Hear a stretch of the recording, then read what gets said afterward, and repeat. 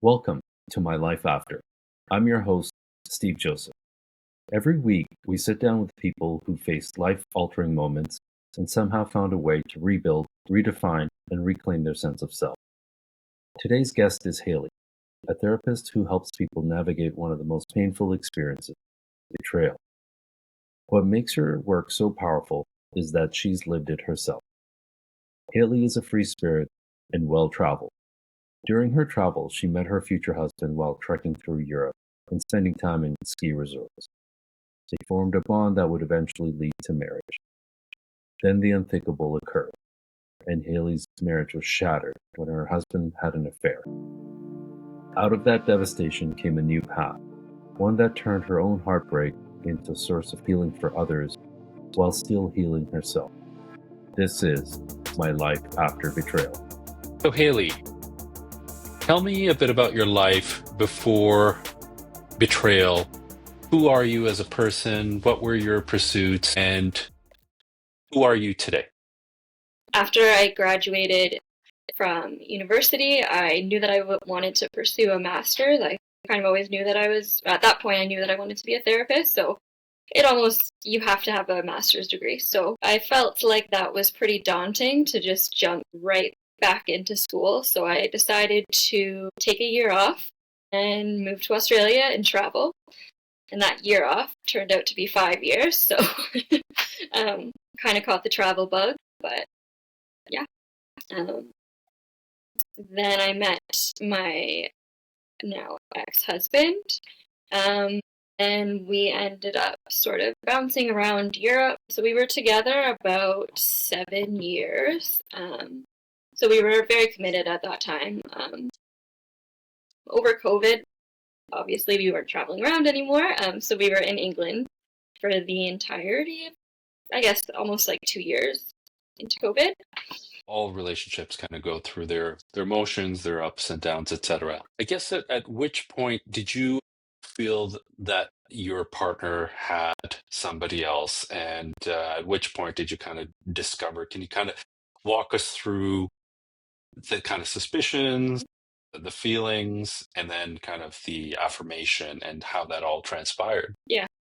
So at that time, we were living in Switzerland. We'd only been married about 6, 7 months.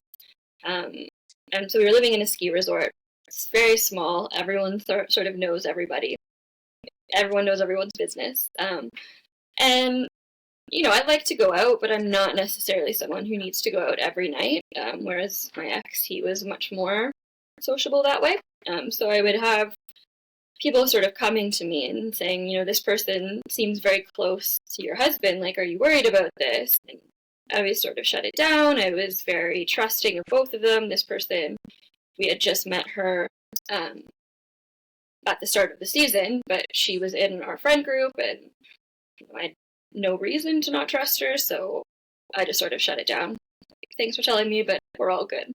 I noticed that we were fighting more and more. I noticed my ex was drinking more and more. Like, it was becoming... People were commenting on it, like it wasn't a couple of beers, it was, more. And he wasn't eating very much either. It was just, you could tell something was going on. And one day he came home and just sort of confessed that he had feelings for this person and swore that nothing had happened and he was going to shut it down, and, he was committed. There was nothing to worry about. And I just sort of realized, so he actually went and met with this person to say that he wanted to, distance himself, like, out of respect for his marriage. And then I sort of realized that there wasn't very much distance happening from either side. And it sort of culminated in, he started really being awful to me and sticking up for her in public. It was just very bizarre. So we weren't very far from a ski resort that we had previously lived in France, and I had a bunch of friends there, so he basically said, why don't you go there? You have friends, you can have support, like, we can take some space, everything will be better. I think we both just need some space, and you need your friends around you at this time. And when I was in France, that's basically when I found out that it wasn't done, and yeah, had wasn't all of the lines had been crossed. Basically, he tried to end the marriage over the phone, which is just great, really, really respectful, and then it sort of snowballed from there. It was more information coming out, and yeah, very push pull on his part. When I hear those things, it's always one of these things that's like hindsight 2020, and it's I think very natural for us to go back in time and think, hey, did I miss anything? Mhm. Right? Could I have avoided this? Were there signs that this person would not be committed, that this person would have other pursuits and other interests in terms of relationships and relationship dynamics and all of those things? Did you ever think about that? When you look back now, do you see any red flags? And knowing now who you were back then, Mhm. would you have done anything about it? Because sometimes when we're young, we just think, they'll change when they get married. Yeah. It never happens, right? Well, kind of interesting that you say this or ask this question because probably about a month ago now, I was on a long hike, so I had a lot of time on my own, a lot of quiet to think about things, and your mind naturally goes to places where you don't necessarily want them to go, but they has a way of sorting itself out. But I sort of remembered. So the way that our relationship had begun, we met in Southeast Asia, and then spent like 10 days together, and then we didn't see each other for 3 months, and then we spent 5 days together, and then we didn't see each other again for another like 3, 4 months. So it was very intense, and then nothing, and then intense. And so basically what I found out after is that second period that we were apart, so that 3, 4 months, we had decided that we were in a committed relationship. He had actually kissed someone else at that time, and he hid it from me for about, I don't know, a year and a half, I think. And I sort of found out because he had passed me his phone, and I saw a text message, so it wasn't even as if he told me. I sort of found out accidentally. While it was really difficult because of the nature of the beginning of our relationship, it was easy to sort of excuse away in a way. Like we hadn't really known each other for that long. So not that it made sense, but it didn't feel as painful, or, it didn't feel as deep of a betrayal. He had always sort of mentioned that, he doesn't really want to settle down early. Like one of the first times that he had met my family, he basically very confidently said, "Oh, I don't want to have kids until I'm 42." And, that's quite old for a woman to start. Not to mention I'm a year older than him as well. So, that felt like, oh, I don't know if I want to do that. So that piece I may have listened to a little. I would listen to more now. It is one of these things, you look at our day and age where there's all these like dating shows and people are kissing like 12 people in within like a few days. And to them it seems just very fluid. So I don't blame you in a way to kind of dismiss something just like that, because in our modern context, it just seems like, oh yeah, it's kind of very fluid, if you will, right? Not that, it really is a big thing, but I think the latter thing though too, just in terms of alignment, in terms of a very big life stage, also a very big biological stage in life. That's something that definitely I could see yourself revisiting that, right? When you discovered and when you fully were affirmed that, hey, he's been cheating on me, he's been lying to me this whole time, what were the layers of feelings that you went through, and were some of those feelings harder to process, and do some of those feelings stick with you now? That's a difficult question. So to try to take myself back there, I mean, I think it was just a lot of shock, really, disbelief, and just kind of desperation. Like, I wanted to do anything for it to have not happened, I guess. Like, I didn't want to believe it. And I don't think that piece leaves you. I mean, I think the shock obviously has worn off with time. It's been 2.5 years, so yeah, I can't live in a state of shock forever. But there's still sort of a disbelief that it happened, desperation or hope that it hadn't happened, if that makes sense, which sounds bizarre, because I know that it did happen, but there's still a big part of me. Have you forgiven him? Yeah. I think that was surprising to me. I think I forgave him quicker than I forgave myself, which sounds really weird, but it's true. Yeah. Yeah. I think that's a very common thing where, well, I think it's hard to forgive someone to get to that point. Honestly speaking, it is hard because we think of anger, we think of vengeance, we think of all of these things.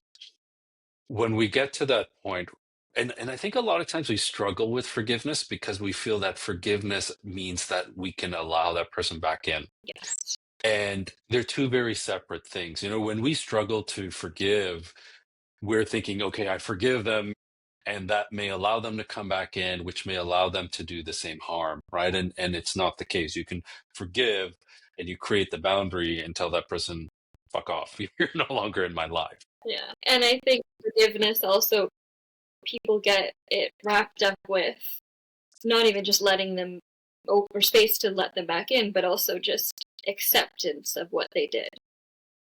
Mm-hmm. Right? Like, I don't feel like they're two separate things.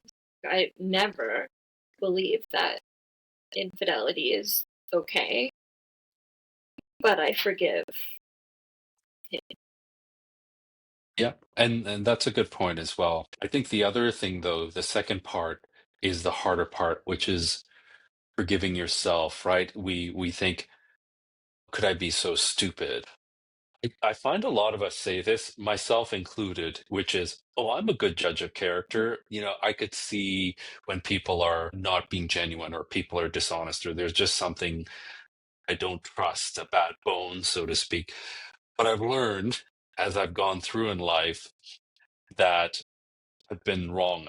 And, there's a lot of times when we go through hardships, you find the people that you thought would be there for you aren't, and the people that you didn't think would be there for you come into the picture and try and help you, right? And so I've learned to accept that fact. And I used to do sales, and sales is very much cueing into the human nuances and intuitions and cues and all of those things. Very much like a therapist. You're trying to convince somebody something that they don't have yet or something they're in pursuit of to make their life better, right? So you're paying a lot of attention, and you should have high EQ to deal with these things. But when it happens to you, a lot of times for our personal side of things, we kind of let our guard down a bit more, and we allow these things to happen. But then you really have a hard time forgiving yourself. You think, how could I be stupid? How could I? But at the end of the day, there's just something. Sure, you have to take accountability for anything, for any good thing or bad thing that happens in a relationship. At the end of the day, I tell myself, hey, nobody held a gun to me to be with this person. I chose to be with this person. With everything I know in life, I chose to be with this person. But also, too, there's a trust element. And you hope when two people come to the table that is a relationship, they bring that same level of trust. And I think it's one of these things that we take a long time to develop in a relationship. We'll sleep with someone a lot quicker than we develop trust with them, right? And it used to be the other way around, where you took your time to get to know someone, and then that was the, I guess, culmination of trust, so to speak. So how did this all translate to you saying, hey, I'm a therapist, but now I'm gonna focus on betrayal? How did you really hone in on this, and what was the kind of, I guess I would assume there's a good demand for Mhm. this, and that type of thing. So can you talk to us a bit about that? Yeah, totally. So I had actually just qualified to be a therapist about, I guess 8 months before the betrayal.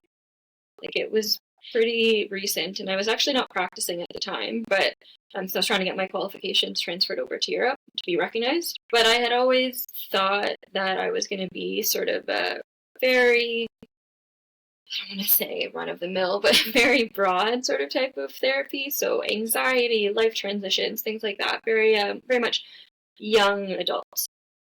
That was sort of what I did in practicum, and I loved it.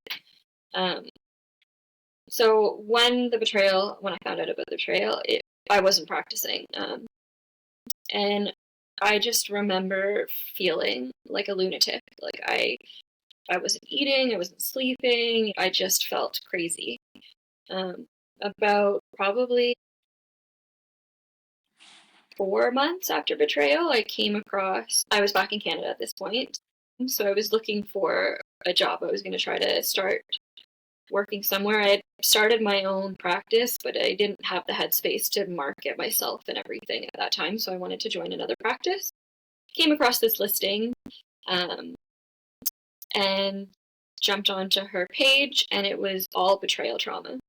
And I had just graduated in 2022, and this is not a term that I had learned.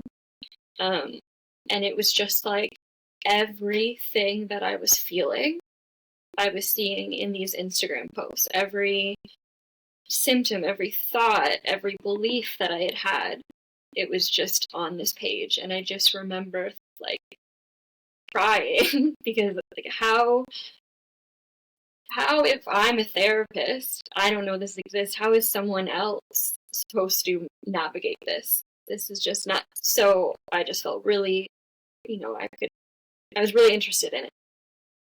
Did a little bit more research, and like I said, it was just like every single thing that I had been dealing with was covered under this term betrayal trauma. And so it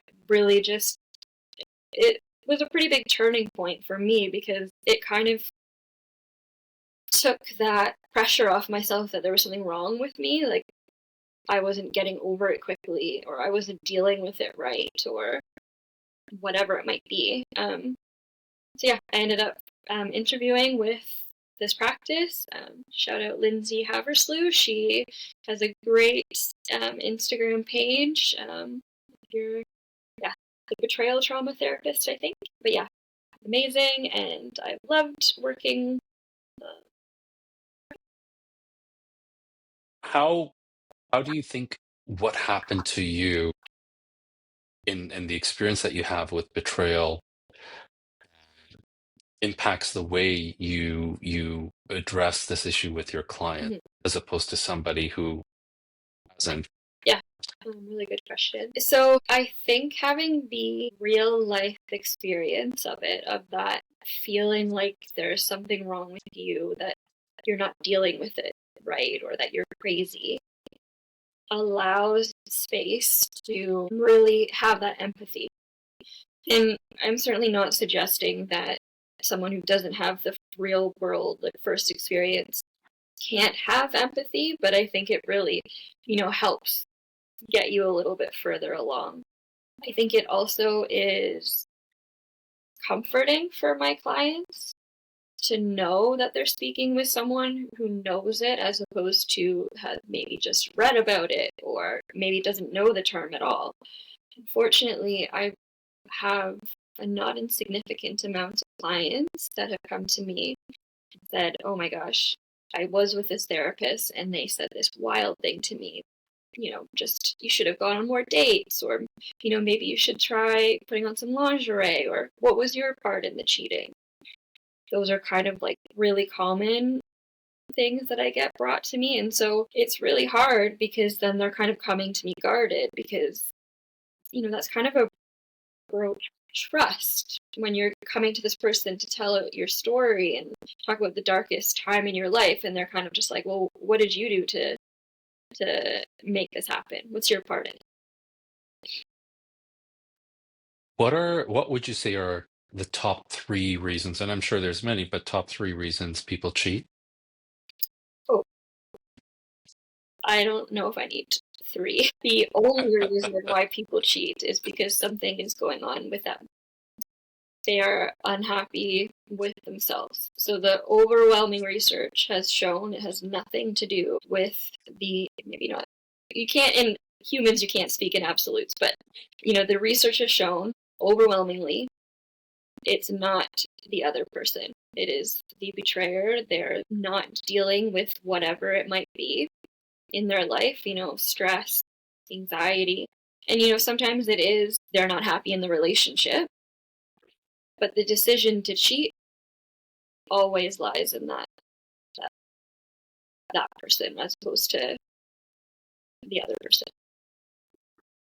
So basically, that person just feels unsettled in some aspect of their life, or maybe multiple aspects of their life, and cheating is a suspension of reality, so to speak, right? They can just do something for that endorphin rush, that adrenaline rush, just to switch things up and Yeah.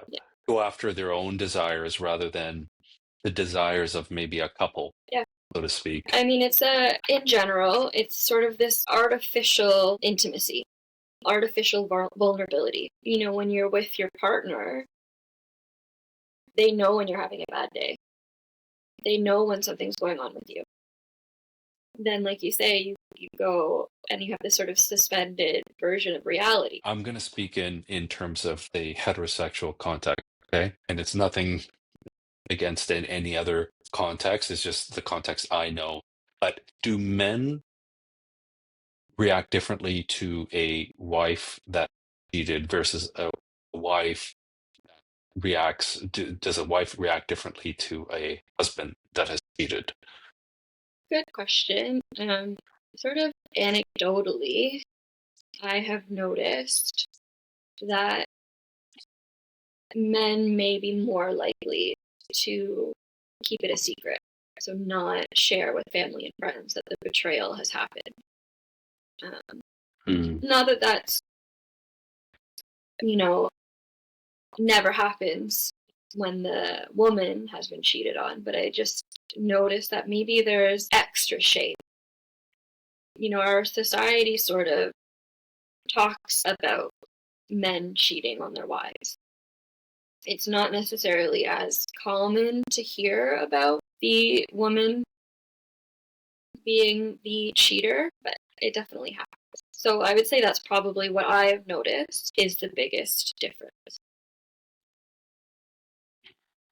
I guess the other thing too is there's so many factors that play into, I guess, from a societal expectation of a man, like you should have machismo, you should be always, you know, wanting to pursue sexual intimacy with your wife, and if you weren't and she went somewhere else, something's wrong with you, right? And the other thing too is, as people are in relationships, at least for men, their testosterone goes down over time as well. I mean, partly due to age, but also in relationships, from what I've been told from research, is that testosterone levels will go down.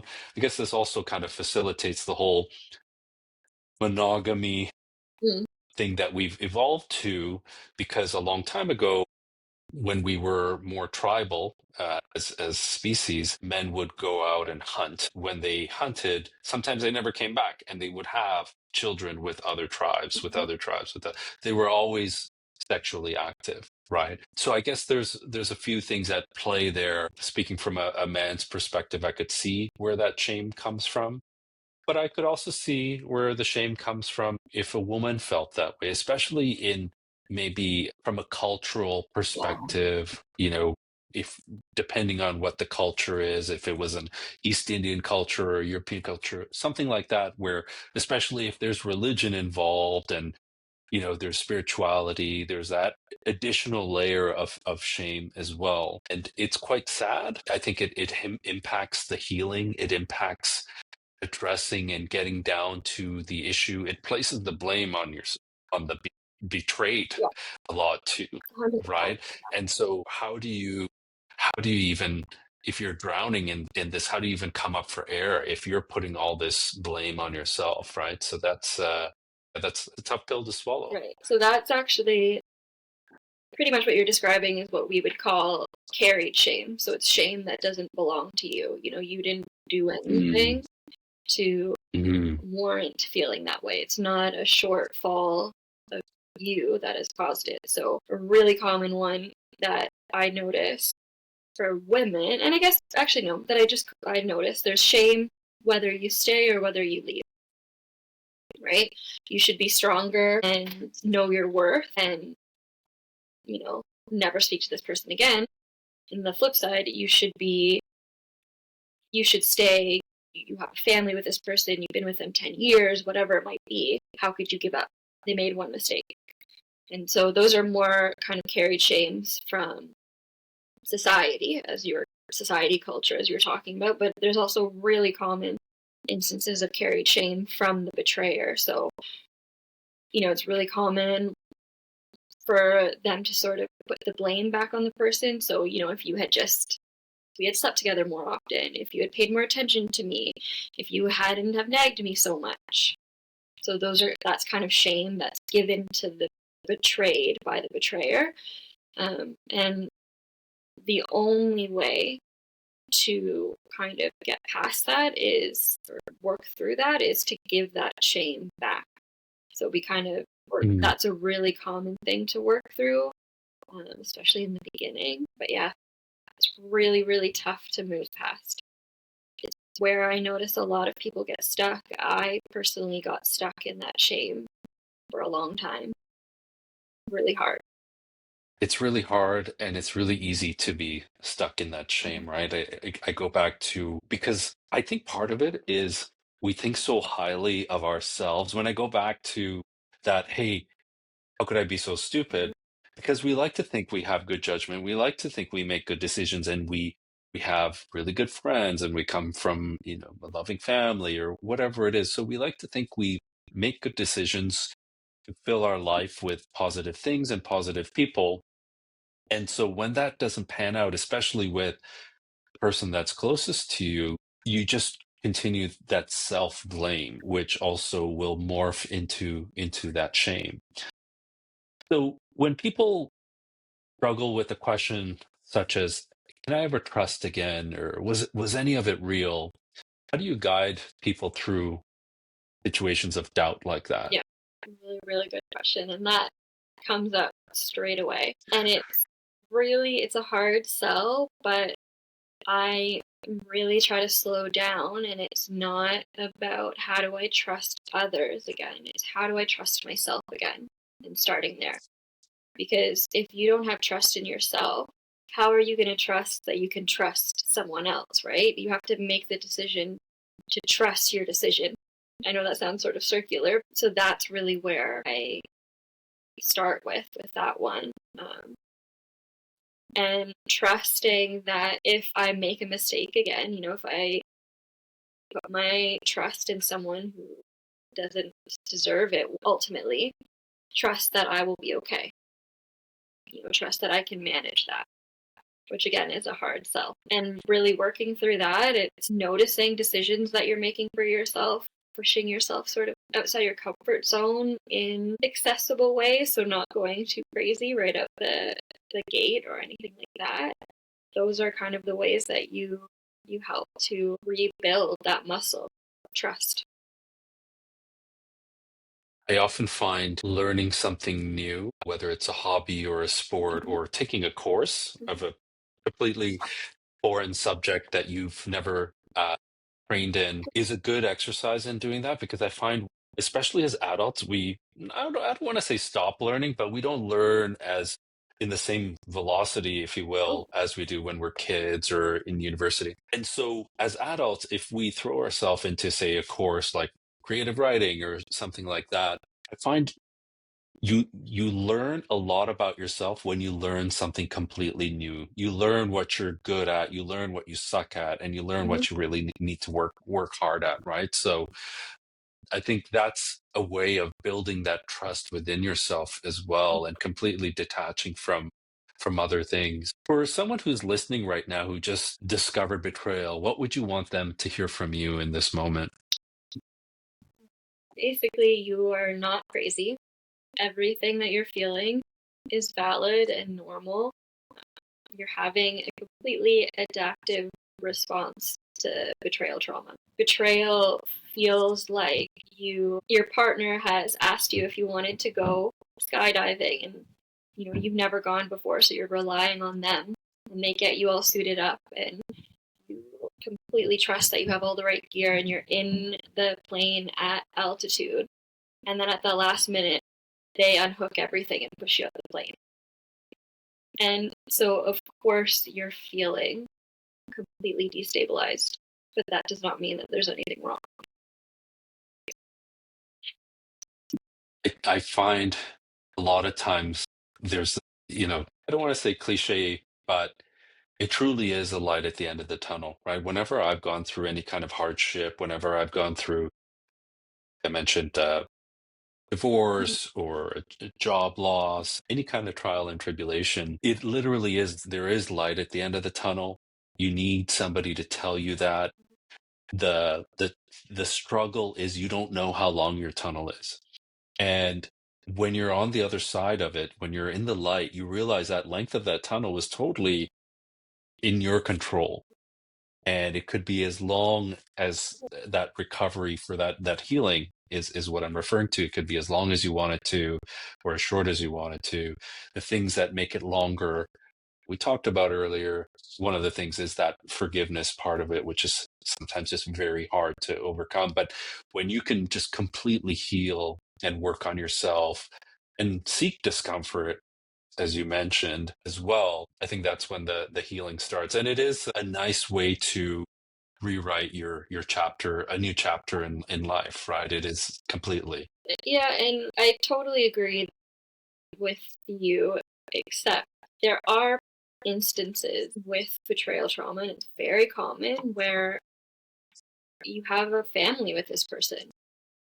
And so you can't just walk away, right? And I don't even mean that you're choosing to remain in the relationship and try to work it out, but you have to co-parent with this person. And so that can be really hard. Like, at the end of the day, that isn't in your control, right? Yeah. And that can really hinder healing, depending on how both parties are able to interact with each other, how, cooperative the betrayer wants to be.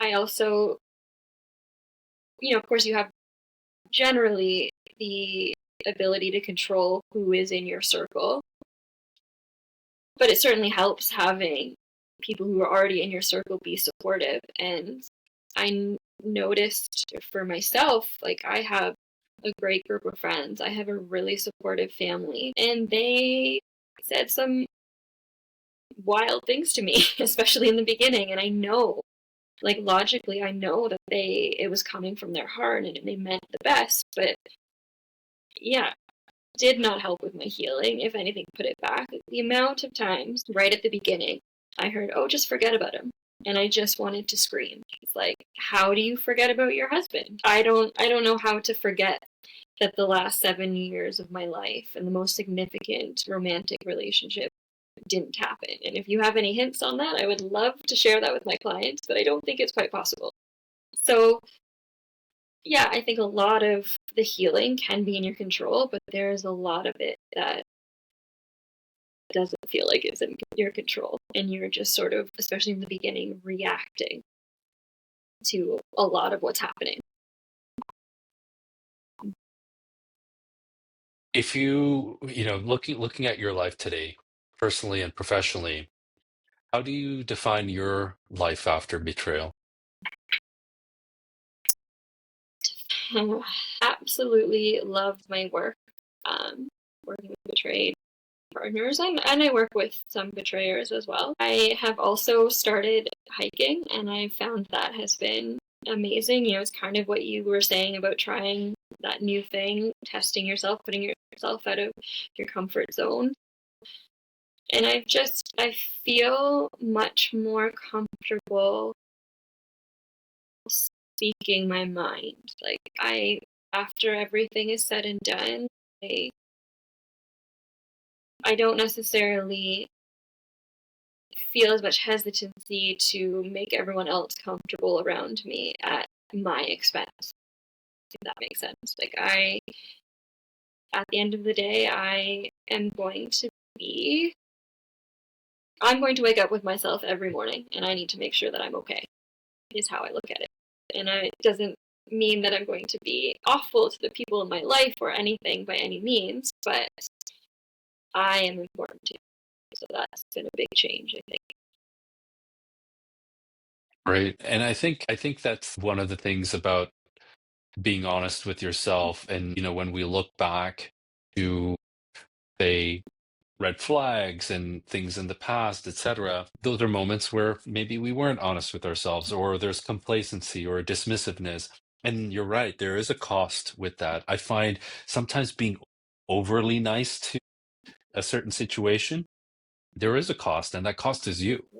Right. And, you're the one, as you said, that you need to wake up with every morning and live with your decisions and live with the people that you trust and go forward from there. So I'm glad that you've really come out really strong out of this. And I'm glad that you're helping a lot of people through this journey. It is something that's very difficult to navigate. And I know when we talked prior, I was really happy when you mentioned, though this was such a hard thing to go through, your family were on the first plane over to come and comfort you and be with you during that time. And it's not a lot of people have that. So I'm glad that you did. And it was a very fortunate thing for you to have, at least during that time. So, Hayley, I want to thank you for joining me today. This was a great discussion. It's something that I think some people really experience and have a tough time going through. I hope they find this podcast, hope they find you, and hope they find their way as well. So thank you for joining me. Thank you for having me. And yeah, it's one of those things, I'll never be grateful that this happened to me, but I'm really enjoying the place in my life that I am now because of the experiences that I've had. And yeah, thank you for letting me share. Before we wrap up, I just want to thank Hayley for her honesty, her courage, and her willingness to talk about something so many people experience, but so few feel safe talking about. Betrayal just doesn't break trust with another person. It can shake your sense of self, your safety, and the story you thought you were living. And what I hope you take away from this episode is that healing isn't about pretending it didn't happen or rushing to move on. It's about rebuilding, slowly, intentionally, and on your own terms. If you're listening to this and you're in the middle of your own betrayal story, know this: you're not weak for being hurt. You're not foolish for having trusted, and you're not broken beyond repair.